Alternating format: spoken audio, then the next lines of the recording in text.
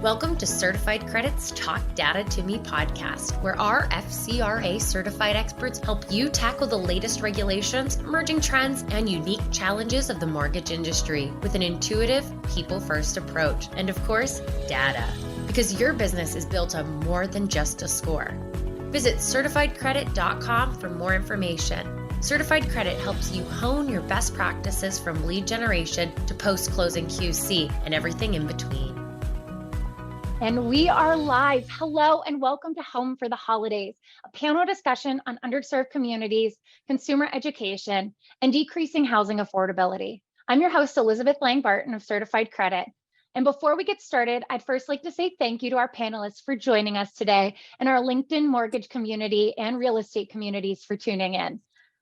And now, before we jump into our conversation, I would like to introduce you to our panelists. Marisol Pintado, our Client Success Manager here at Certified Credit. Hello, Marisol, how are you? Hello, Ali. I'm doing well. What about yourself? Good, I am well. So Marisol has been in the mortgage industry for over 33 years and serves our clients in Puerto Rico and the Hispanic communities. Also, we have Laird Nasoli, the data-loving CEO of iEmergent. How are you, Laird? I'm good, Ali. How are you? Good. Laird and iEmergent are dedicated to using data to help lenders close the gap in home ownership. And we're really excited to hear about the data she has for us today. Also joining us is Phyllis Robinson. Phyllis has over 30 years of experience in the housing and lending space. And for the past 2 years, she's been working in the nonprofit sector and doing work with Convergence Memphis. She is the executive director. How are you, Phyllis? Hello, Elizabeth. I'm doing well. Thank you for being here. We also have Wanda McGowan, which Wanda has been in the real estate industry, so stepping out of our mortgage bubble, and she has been in the industry for 22 years. She is also the outgoing president for the Memphis chapter of the National Association of Real Estate Brokers. Hi, Wanda. Thank you for joining us. Hi, thank you for having me today. Absolutely. In addition to Wanda, we also have Ella Harris. She is the AVP of Community Lending Specialist at the Cadence Bank. She has been in the industry for over 4 decades and is an original member of the Convergence Memphis group. She serves as the chair of Memphis Impact Committee, and we'd also like to say congratulations to Ella because she recently earned her CMB at this year's MBA and actually was the first African American from the state of Tennessee to receive their CMB. So congratulations, Ella, and welcome. Thank you. Thank you. Thank you for inviting me. Absolutely. And last but not least, we have Gabe Del Rio. He is the president and CEO of the Home Ownership Council of America. He has spent the past 22 years in the lending space and has been in the home building space and affordable housing since the late 90s. Hi, Gabe. How are you? Hi there. Happy to be here. Thanks for joining. So let's jump into the action. We all know that inequality in the mortgage lending and real estate space has been a longstanding issue. Whether we look at income, job categories such as blue collar or white collar, gender, or ethnicity. But the pandemic has exacerbated these long-standing inequalities in income, food security, and access to affordable, stable housing for underserved communities and diverse communities. Our first question to all of you, our lovely panelists who serve these communities is, what challenges are you seeing given the current market and housing affordability? So, Gabe, what are your thoughts on this? So we like to think of underserved communities in 3 categories that might help the conversation a bit. There's some separate issues that go along with each of these groups or populations, and then there's some common issues. So if I were to put those into 3 big buckets, that would be the low income category, where low income folks really are challenged with affordability. They also need small loans and sometimes special credit, and those are special challenges related to income. We also see rural communities as underserved. They tend to not have access to as many programs or as many service providers within those areas for financial services. They also need small loans, and those are not as popular with many lenders. And then, there's the BIPOC or minority or people of color category, and that really is, that's where we see our home ownership gap. I know Laird's going to talk about some data there, and you see that across all of the ethnic and racial categories that are not non-Hispanic white. We do have gaps across all categories in the country, and those gaps persist across the income spectrum. So it has nothing to do with income in those cases, and everything to do with skin color, race, and ethnicity. And so there are separate challenges among all of those groups, and a common challenge, certainly, that we see for all of these populations are the knowledge gap and the trust gap, two areas that Convergence works on to help span that gap with consumers. I'll leave it to my colleagues to take it from there.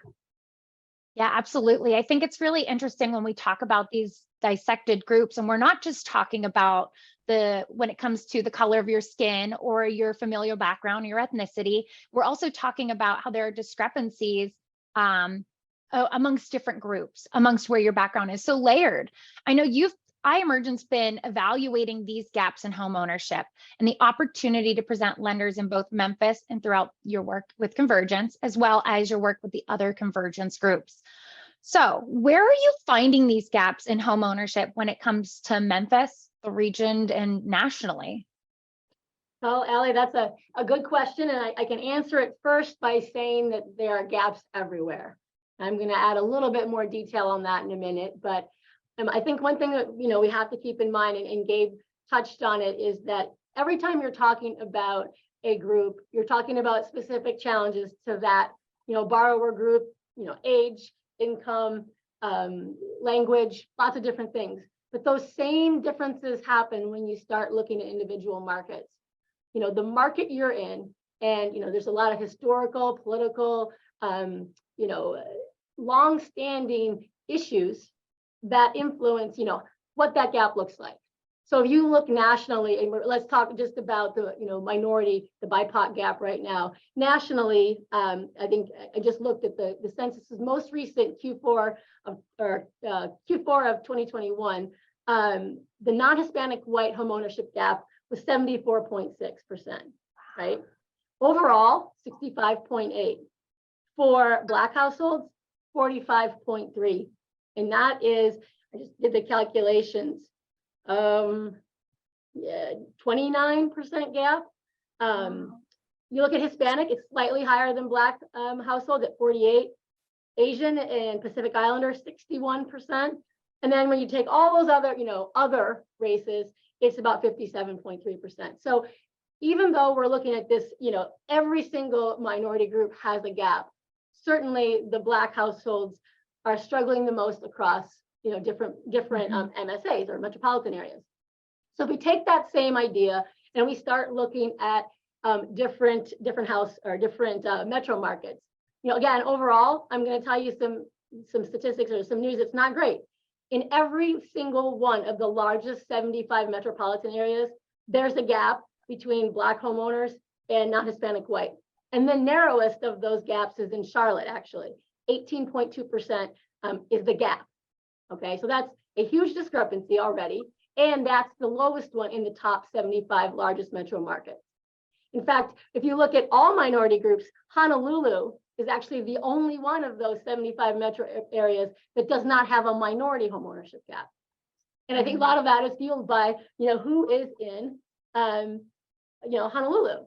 So that's, Pacific Islanders and Asian households comprise the biggest portion. So that's why that one's higher. So if anyone says that there's not a problem in their market, that's just simply not the case. And when you're looking again across, if you want to talk about Memphis, Memphis has a minority homeownership gap of 29.2%.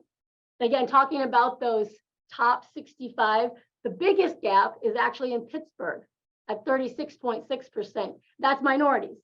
Now, a statistic that I think is really another kind of crazy one, in Minneapolis, the Black homeownership gap is 50.1%.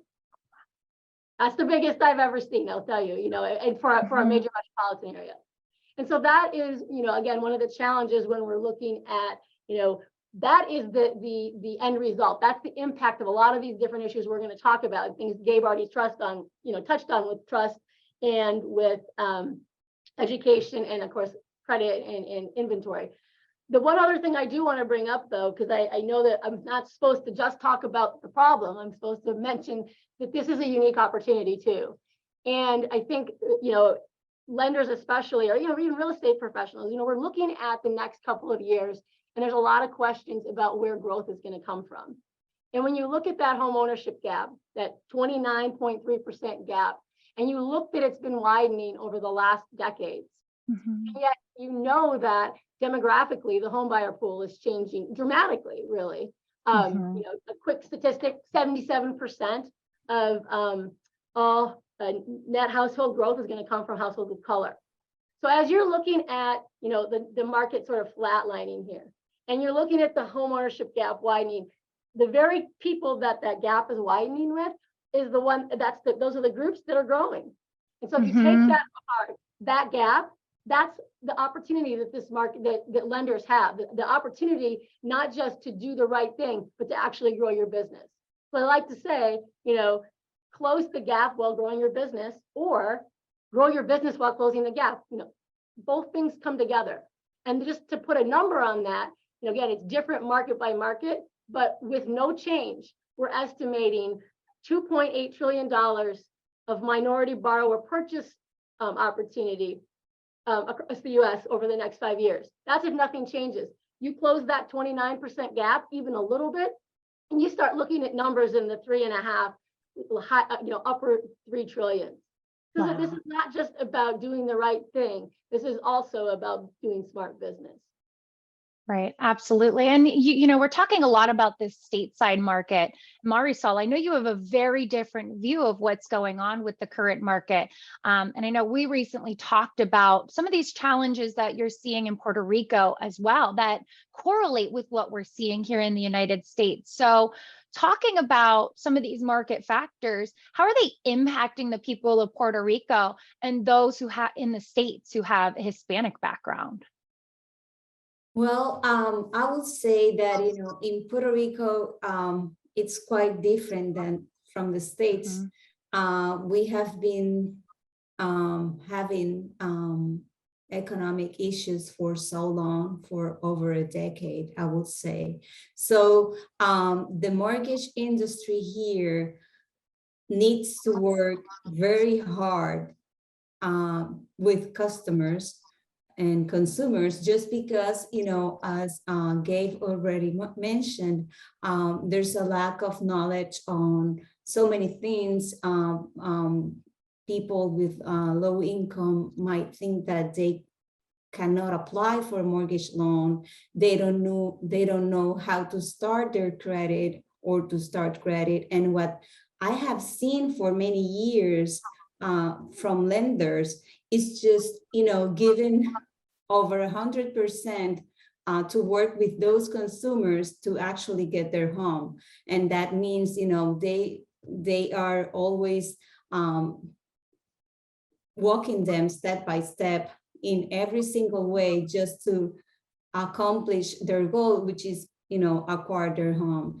And there's a lack of properties. Like right now, there's no inventory as in the States, maybe. And also these people, our people have been impacted with people coming from the States, which has a huge benefit in terms of taxes, and they are buying properties overpriced, and that takes back our people, in terms of having the opportunity to get their homes. Yeah, if we think about it, when we talk about, stateside, we're talking about the difference in income and the difference in diversity. You have an island population where most people are of the same background, but you have people coming in that have had better economic opportunities in their life and purchasing homes in that market. And as you said, it may be good for taxes, But whenever it comes to the people's dream of home ownership, it really impacts them. And I think you mentioned a really good point in there, Marisol. You were talking about how the lenders are willing to give more than 100% to the native borrowers who are looking to make that dream happen. And so that kind of brings us to really the bulk of our discussion, which is, what can we do in this situation? And I think we really need to start with addressing, we're currently in a 6 to 7% market, which, although it's usually the average for housing lending, whenever you talk about the past couple of years, it's sticker shock for a lot of people. So a lot of lenders are wondering, is this the right environment to help with those underserved communities? Are we going to be able to work with them throughout these scenarios? And what is some of your advice or thoughts on this? And I know, Ella, you have a really strong passion for this area. So kind of what are you seeing here? Thank you. Yes, I do have a passion for it. And one of the things, I'll say this, having spent over 4 decades in the industry, I'll tell anybody, hey, I've seen it when it was double digits. The period we just went through with the 2%, 2.5% environment, that I've never seen it in 40 years. So what I can tell you, rates will continue to change. Can I tell you it will go that low ever again? No, I can't. But I will tell you it will probably rise, though, more than go down as low as that. And it may. But I would still tell anyone, and especially to my peers in the business, this is a time where our industry, yes, has slowed down. So take this as an opportunity to work with those underserved communities. Because if trust, if credit, if inventory are the concerns that we're looking at, well, you have time now. You're not chasing refinances. You have time to build relationships, to reach out to those communities. It's easy to find the communities, the LMI, the low to moderate income communities, the majority minority communities. That's a tool you as a lender have at your disposal. Find those communities, find those organizations like Convergence Memphis, and start working on educating the buyer about the process, what to do. Collaborate with those tools that are at your disposal. Like with Convergence, we support and work with other organizations that can help people with building credit, and don't do it at a cost. If there are consumers looking at this, don't pay anybody to help get your credit fixed, okay? But there are organizations out there that can help that and we say underserved. I often refer to it as unserved. There is an unserved community. Underserved implies that some are getting and have gotten it. Unserved, those people who have never bought a home, those first-time home buyers, maybe there are no generations of home ownership. So that's an unserved community. And there are lots still out there. And are they all credit challenged? No, they're not. There's a lot of unserved community ready buyers out there. So just take the time now as lenders and those in the real estate finance industry, not just lenders, the real estate communities also, and reach out. Build that trust, build that gap, build those relationships. And I think I would tell any buyer, potential buyer, don't wait. Don't wait for the rates to get better, because if anything, the rates will move. If you get it now, maybe you can refinance at a later date. Don't look at trying to buy your dream home. I would say a couple of years ago, you may have looked at a $300,000 house with 10% down at 2%, had $1,100 or $1,200 payment. Well, now you may have to look at a $200,000 house or a $250,000 rather than $300,000. Don't look at trying to get your dream home in this kind of market. Let a home be an investment to maybe make that next transition to that second home. So I think it's still an ideal time. We still need housing there. When there's a shortage in purchase homes, there's also a shortage in rental homes, and you have no control on that. You get it, the rents can go up. So buying a home is still the best investment that you can think of. Take the time, prepare for it, get with the realtor. Don't go on the internet trying to shop for a home. Work with the professional so that you are protected and guided and directed and established a relationship. And Elizabeth, I just like to piggyback on what Ella said, just to bring some construct to what Convergence Memphis is. And the Mortgage Bankers Association back in 2020 had some conversations with the industry about what was missing, what are the challenges in the community. So Steve O'Connor, who's the Vice President of the Affordable Housing Initiative with the Mortgage Bankers Association, along with Ralph Perry, who's the Executive Director of the Tennessee Housing Development Agency here in Nashville, Tennessee, came together. And these challenges, these key gaps that we've been talking about, the information gap, trust gap, market gap, the resources gap, were the challenges that they decided that we needed to address, thus Convergence Memphis. Convergence as a whole is a collective impact initiative that came together to address the key challenges in the African American community. But Memphis was selected as the pilot city because of its history, the number of ready-made borrowers, and also with the key stakeholders that we have here, THDA, United Housing, NeighborWorks, which is a subset of NeighborWorks. So we have all of these partners here, and that's what we're doing, as Ella mentioned before, the key lending institutions, the CDCs here, coming together and to collaborate to address these areas in the African American community here. And as Ella mentioned, also taking this opportunity to educate the community.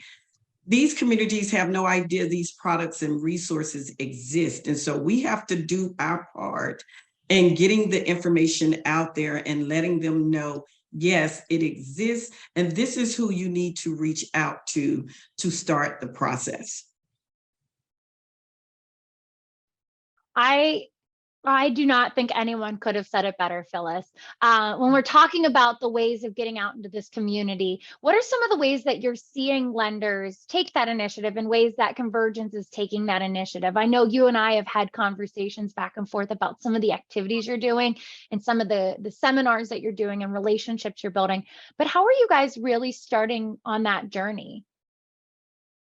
Well, we're meeting with our lenders and our real estate agents and coming together. One of the things that we're looking to do in 2023 is also educating our real estate agents about different products that are out there, because what we're finding, some of them are not even aware of the down payment assistance programs that are available, and they're constantly coming out. We're always seeing information coming out of different DPA programs.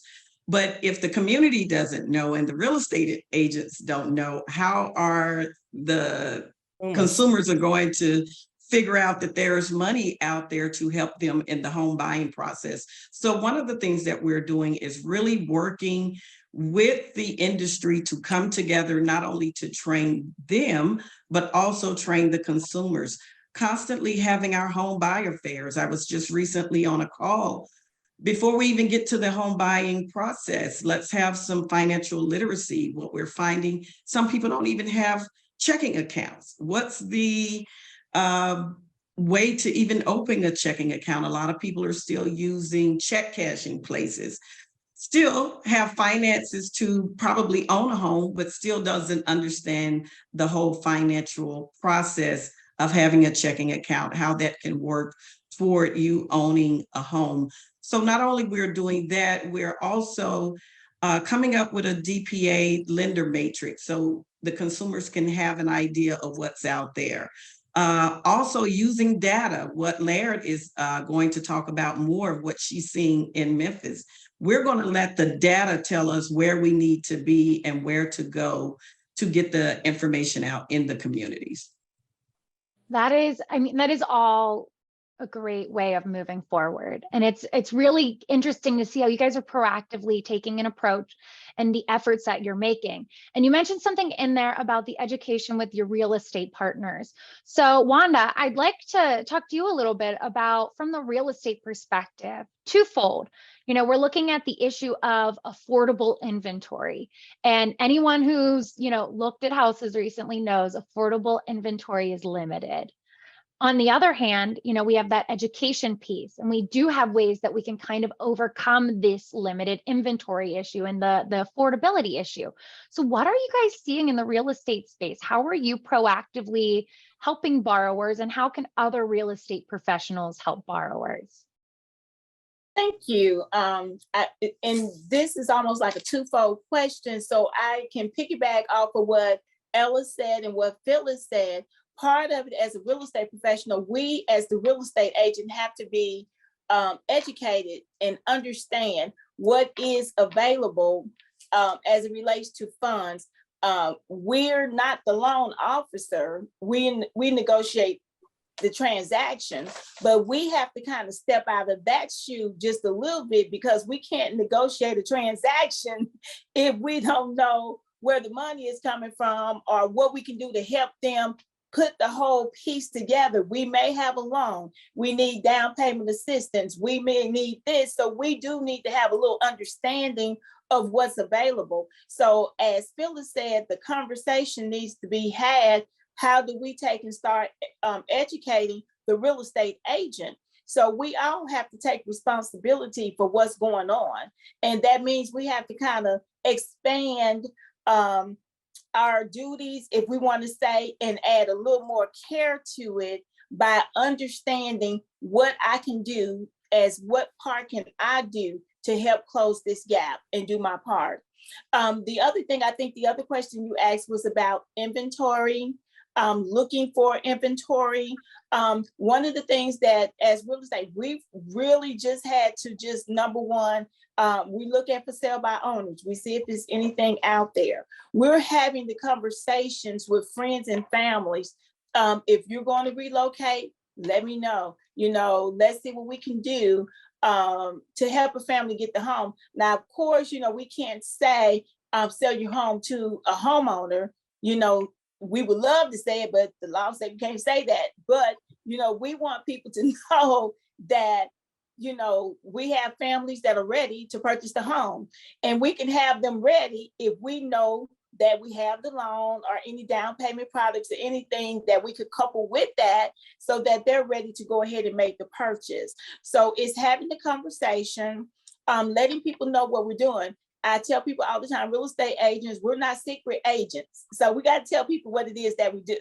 So let's have the conversation with anybody that we meet. Hey, look, we sell homes, you know, we have families ready.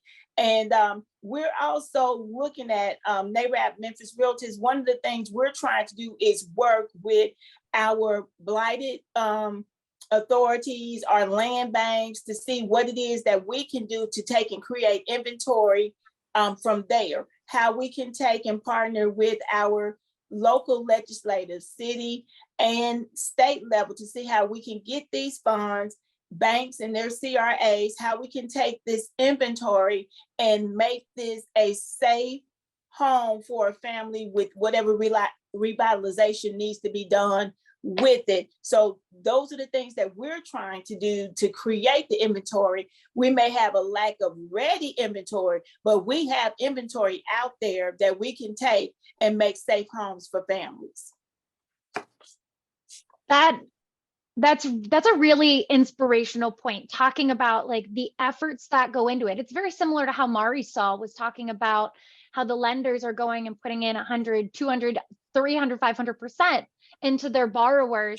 And in this situation, you're talking about putting that effort into your home buyer.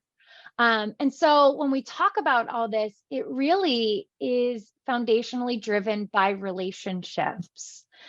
And I see everyone on this call nodding. It's really driven by relationships. So throwing this out to the group as a whole, how are people in your area, nationally, people you've talked to, lenders, real estate partners, How are you driving these community engagements? Because at the end of the day, it is that relationship base. May I speak first? Absolutely. One of the things I'm going to say, most of the lending community are very aware of the disparities in the number. I mean, the numbers are not as good as they were in 1969 when fair housing was kind of brought out to the forefront. Most lenders now, the mortgage, not the independent mortgage bankers maybe, but most banks are starting to address this. They have products that are available for the first-time home buyer, and they're not necessarily don't have to be first-time home buyers. Buyers who fit those profiles or those demographics of the underserved or unserved, they're creating loan products for them.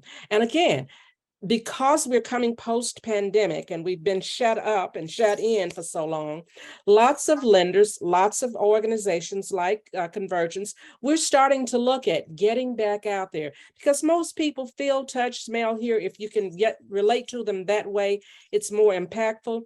So we're starting to look at how to get back into the communities, how to start collaborating with those organizations that can help people throughout this whole channel. Because we know as clinicians, we always talk about the C's of homeownership: credit, collateral, capacity, but the consumers don't know all of this. So we want to start addressing and teaching and preparing the community for that, starting to work with our faith-based organizations, starting to work with Convergence, starting to work with Operation Hope on credit challenges, starting to work with all of the cities, the municipalities, and I know or the housing finance agencies, all of us coming together more collaboratively, knowing that we all have the same concern. When we elevate and uplift a community, we are all uplifted by it. I heard a conversation this weekend. It says, when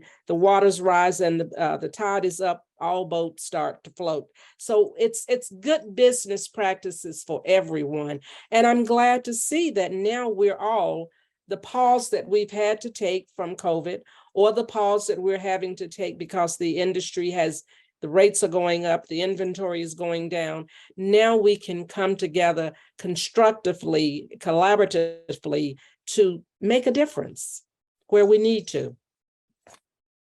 And one thing that Convergence is also doing, we're using this opportunity to engage our partners, also come up with new innovative solutions, trying something new. Sometimes you can use the same playbook that you've used over and over and again, and it's not working. So we have to come up with a new playbook, what's going to work. And as Laird said, you have all of these different cities across the country that's facing the same thing, but you can't use the playbook in Minneapolis that you may have to use in Memphis. So we have to find the right playbook for Memphis. And that's what we're working on, partnering, hearing all the different ideas and coming up with new solutions for Memphis.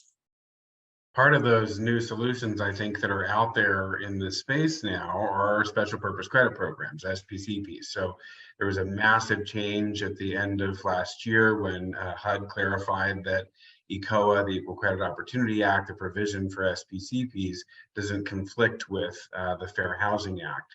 And so that allowed us and MBA and NAFA to publish the SPCP toolkit. Since then, and we've seen a great deal of mortgage lenders get actively involved in proactively creating special purpose credit program mortgages. And these are credit products that specifically advantage communities of color. And there's a variety of ways that happens, but it tends to be pricing and enhancements or down payment assistance. We created a program, Equity DPA, that's used by folks out in the market. That's SPCP down payment assistance.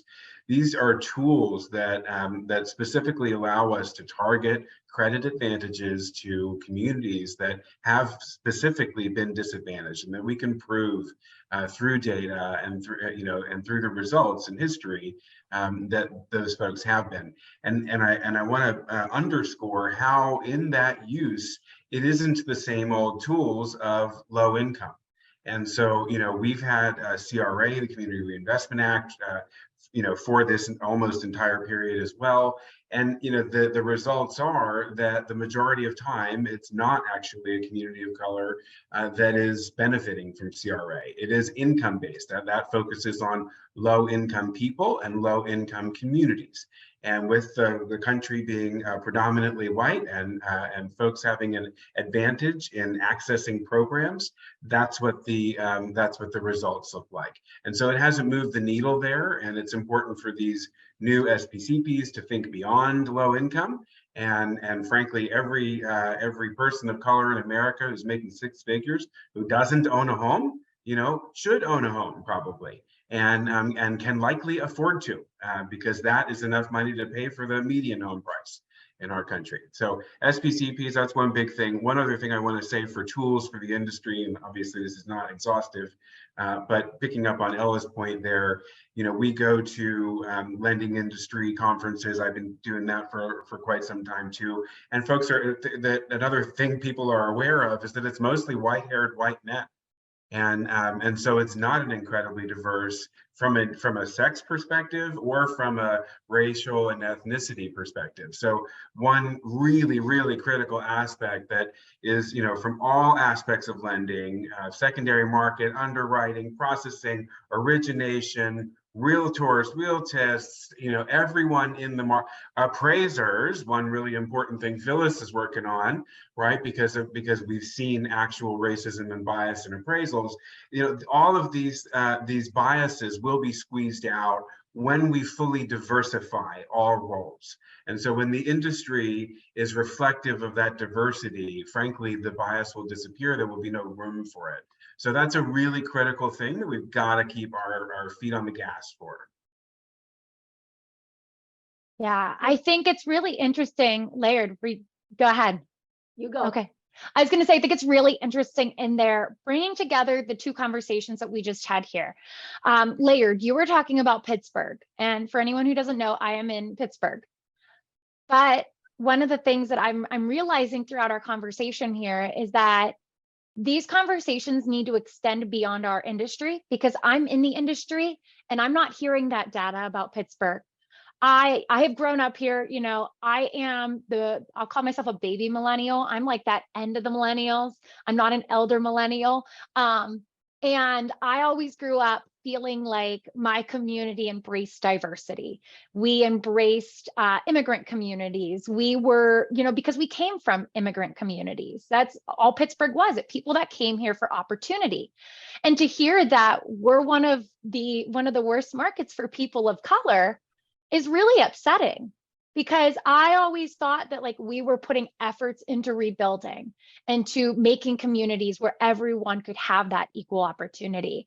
And so from the consumer perspective, I don't hear in Pittsburgh about those special credit programs, about those different actions that are happening to improve diversity, to improve accessibility. And it's really interesting to hear where you guys are coming with, and it's really educating. And I wish that this message would get beyond our industry, because that would make a huge difference if someone knew, hey, I might not qualify for this because of my background, but I know someone who does. Because housing in Pittsburgh is so affordable. As long as you're making, $25,000 a year, you could afford to buy, a small home here in Pittsburgh, because that's how affordable housing can be. But we have the issue of people don't know, people weren't given that background when they were growing up.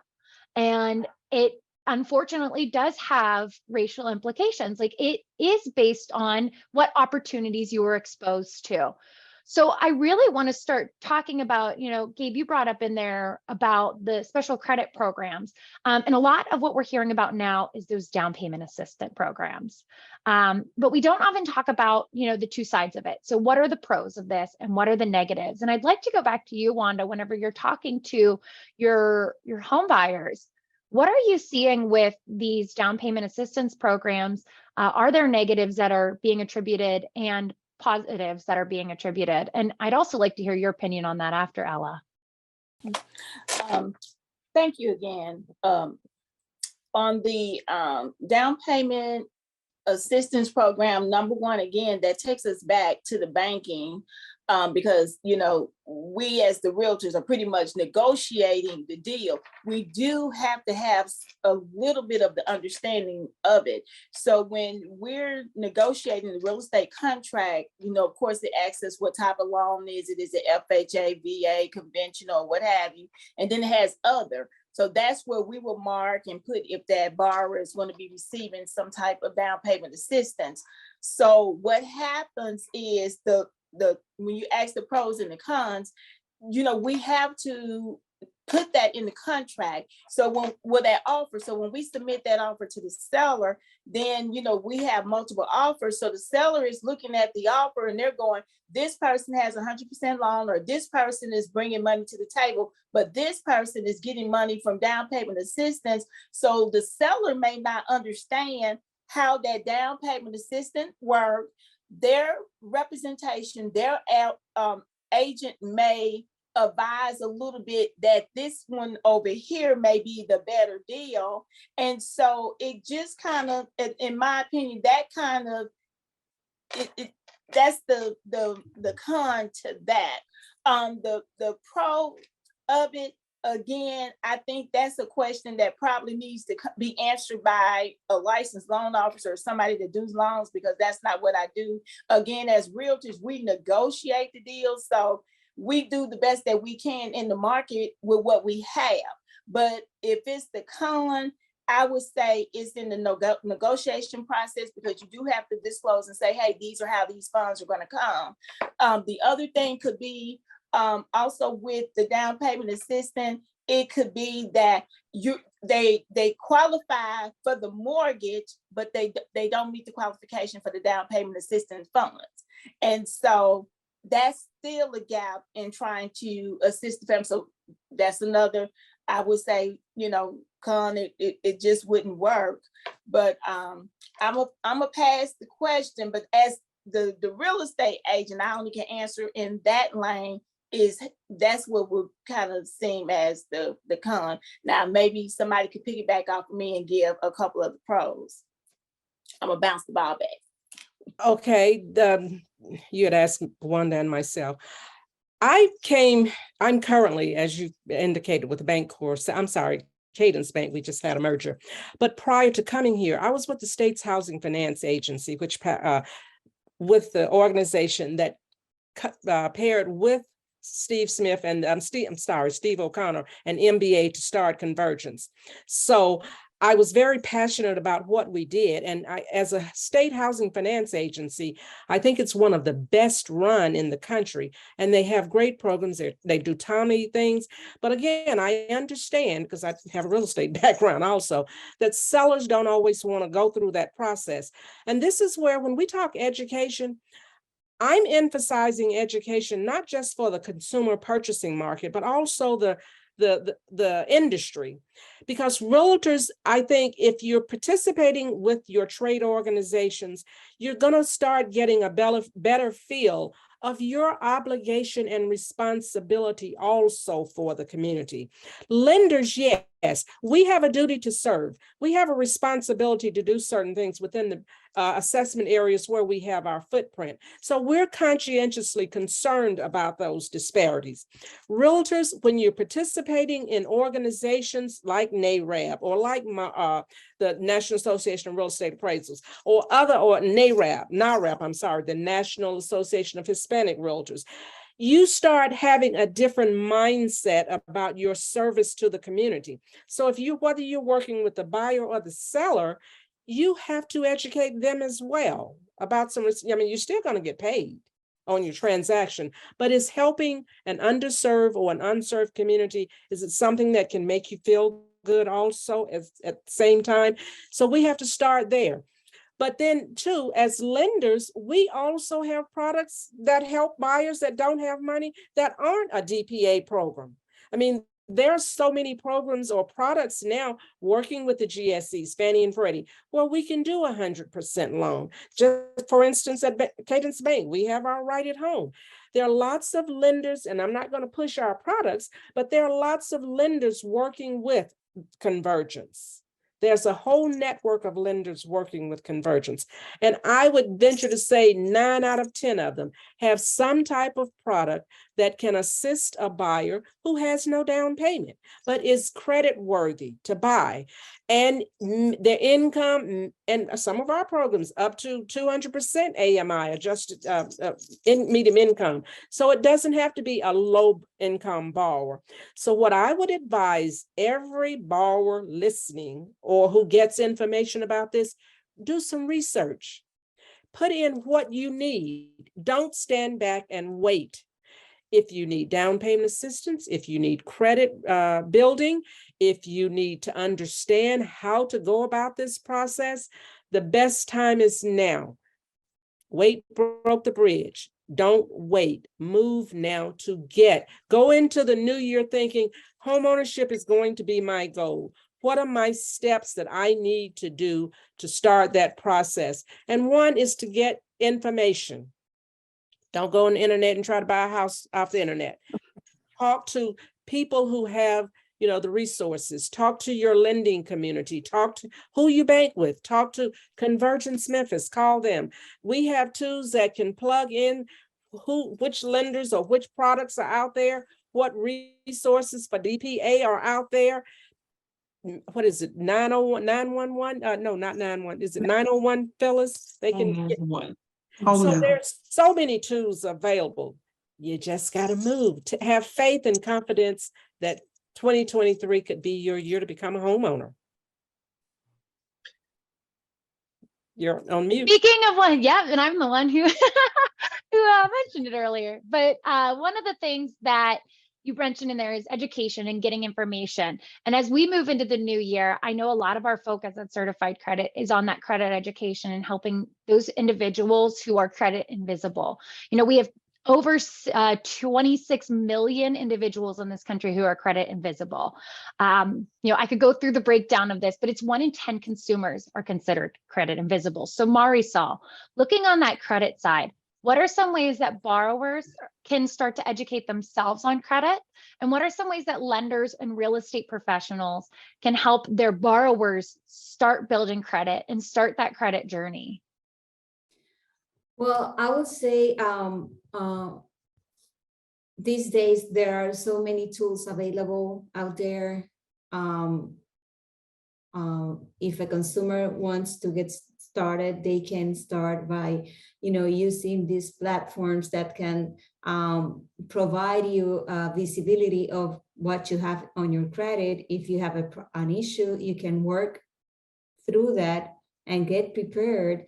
And talking about the lenders, they are also taking advantage of those tools that are available to them, just to get advice to the consumers to get, if they are not right now visible in terms of credit, that how they can start working on their credit, how they can start by opening up a credit card, a secured credit card, and the steps that they need to follow just to get started on that path, right? And but there are so many options, and just by educating people and help them going through that path, they can get ready at some point in terms of credit. I think it's really interesting when you talk about that, because there are platforms that are dedicated to helping lenders guide their borrower through that, like a credit expert. Right. And there are educational resources available. So as we kind of are nearing the end of our discussion, I did want to talk to you, Laird, and ask about we've talked about how lenders are working inside of their communities and finding success and driving profitability despite the current market. How are they identifying these areas? And how can these communities provide that additional growth? We've talked a lot about when we all succeed, when one succeeds, we all succeed. When Ella brought up the rising tide, we all float. So how are they identifying these opportunities, and how is iEmergent helping with that? So, we really focus on the opportunity, quantifying it. So one of the key pieces that has to kind of be kept in mind strategically, data-wise, even in how you message this, is that none of this is about tomorrow or about today or tomorrow. This is the long game.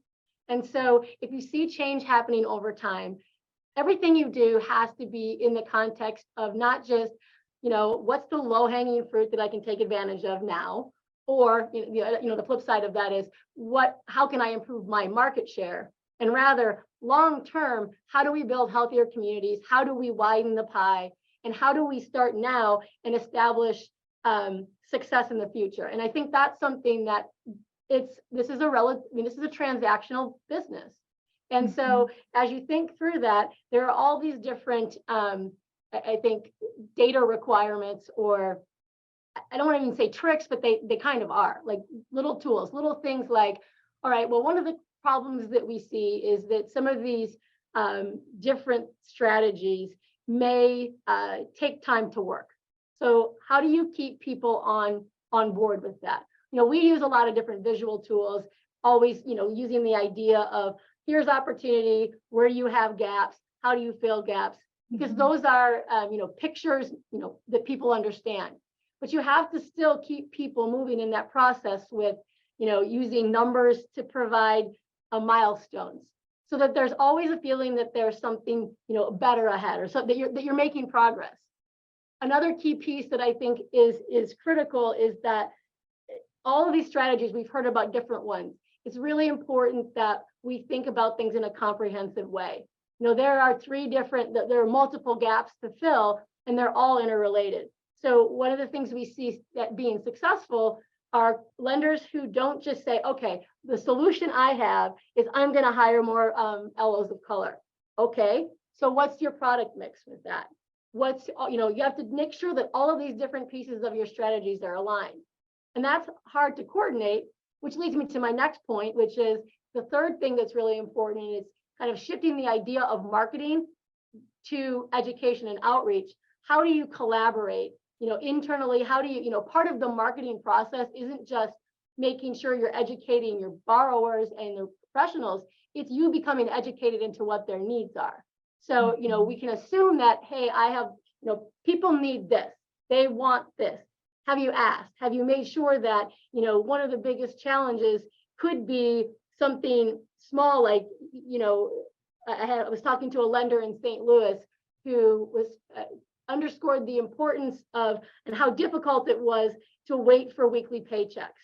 So they incorporated into their policies and their program something that allowed more of that, day pay, for day laborers and people who can't necessarily make it to the Friday.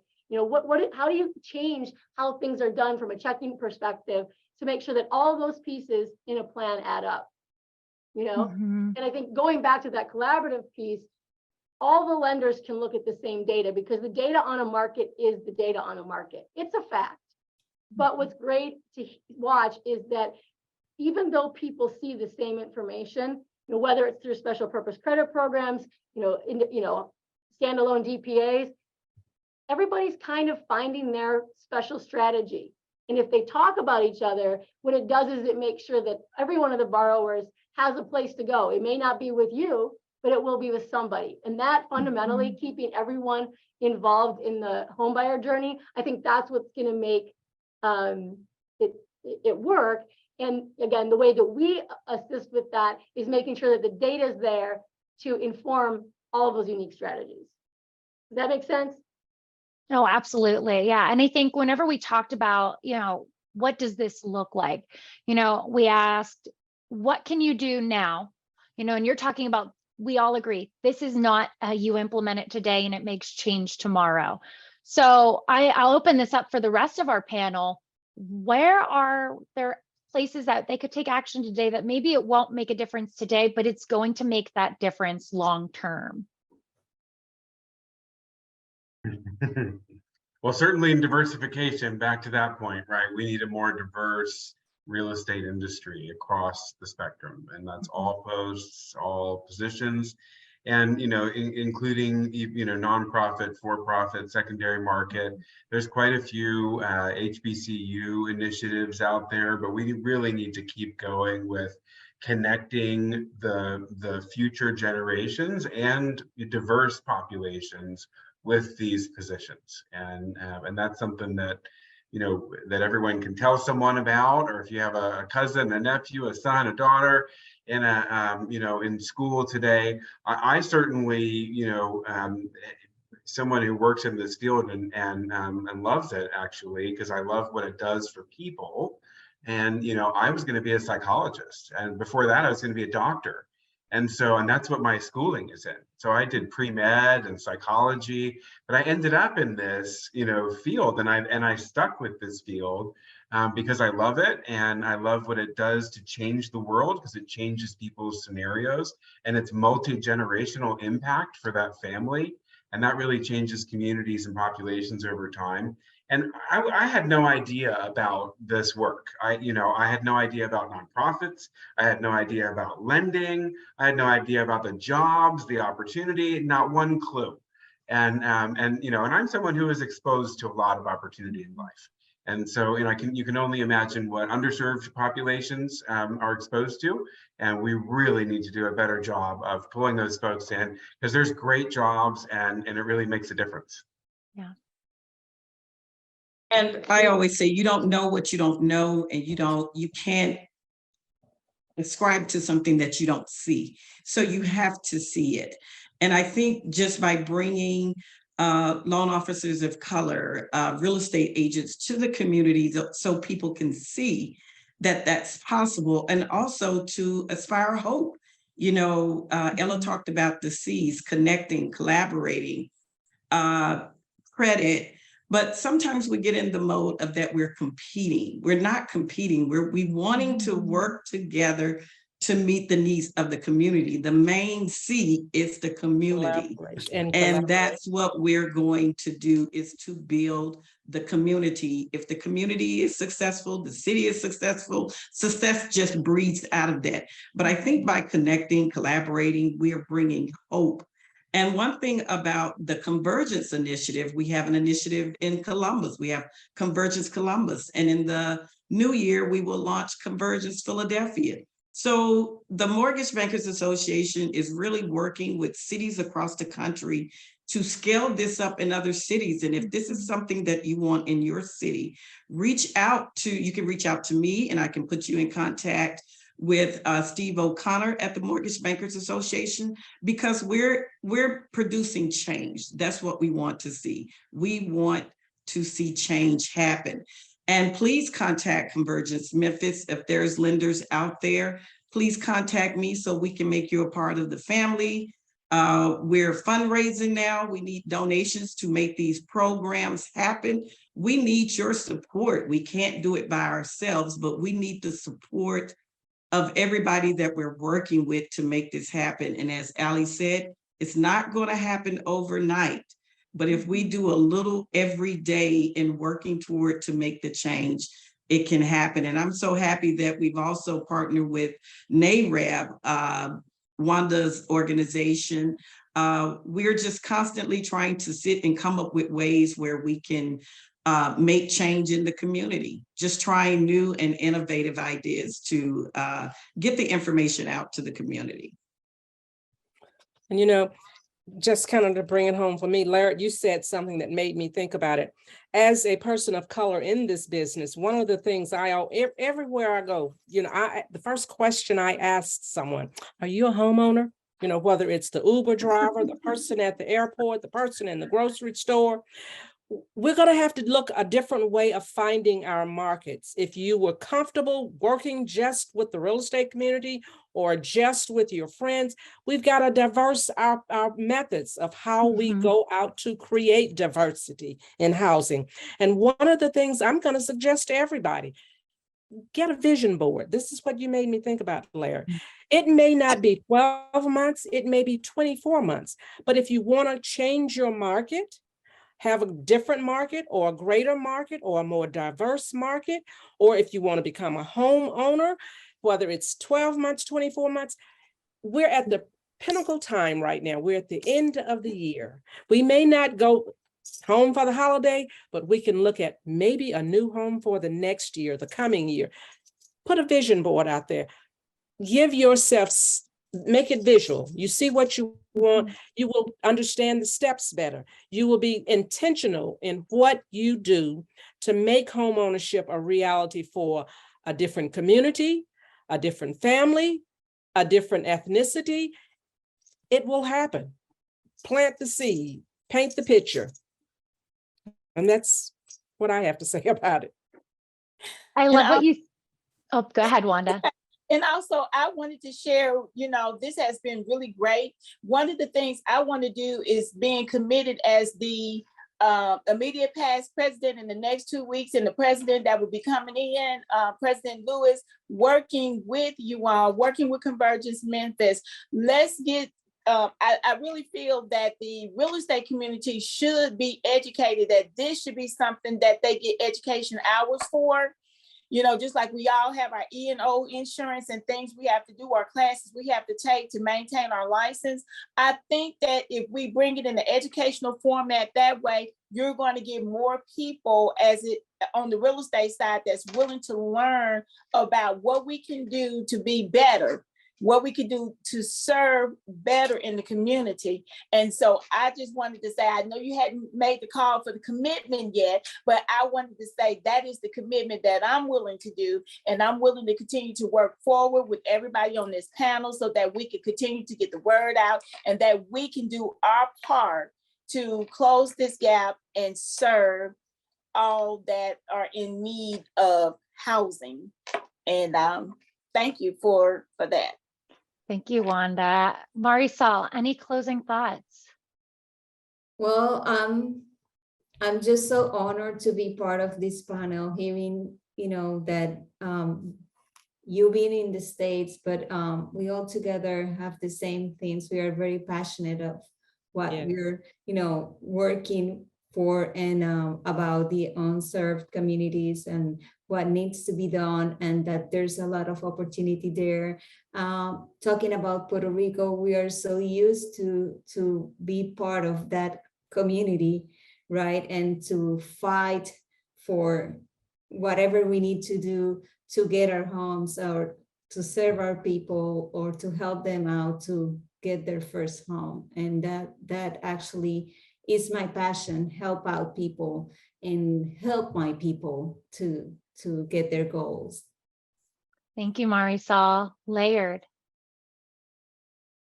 I love these panels because to me, it's just about the future and thinking forward collaboratively. One of the things I love so much about Convergence is that it is bringing all those different pieces together.